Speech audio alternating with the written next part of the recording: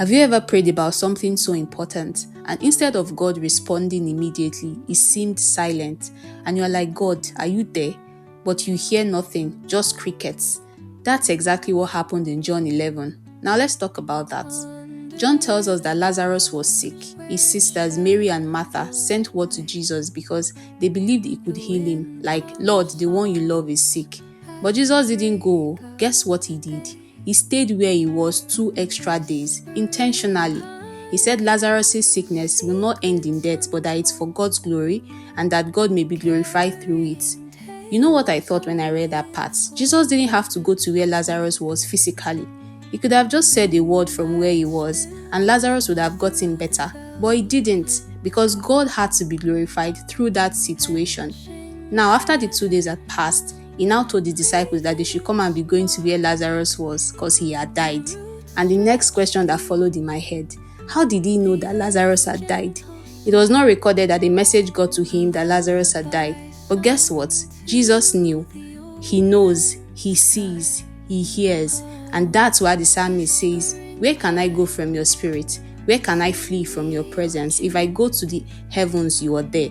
If I make my bed in the depths, you are there. He knows everything. That worry that you're carrying, that pain, he knows it all. He sees it all. And by the time he arrived, Lazarus had been dead for 4 days.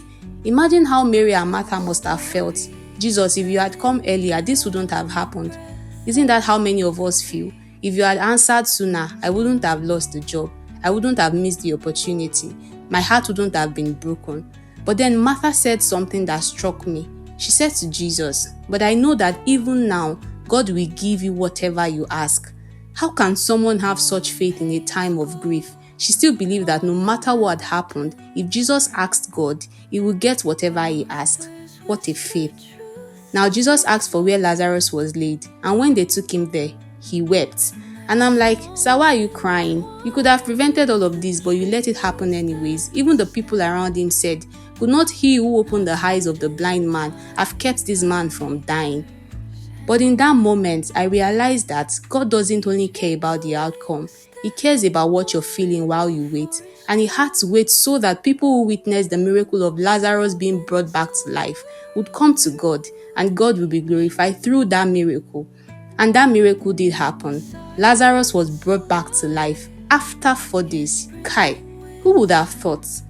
John 11 reminds us that God's delay is not God's denial. Jesus wasn't late. He was working towards something bigger than an immediate solution. Sometimes we ask God for healing, but he just wants to reveal his power. Sometimes we ask for a quick fix, but he wants to help us build deeper faith. God's silence doesn't mean he's absent. Delays can be part of God's purpose. Jesus is compassionate enough to cry with us and powerful enough to change our situation. And what looks dead isn't beyond God's ability to restore. Maybe you're in your 4th day season. That's the season where hope seems buried or lost. John 11 reminds us that Jesus still calls life out of dead places. The story isn't over just because it looks impossible. In due time, all will fall into place. Just trust God and believe.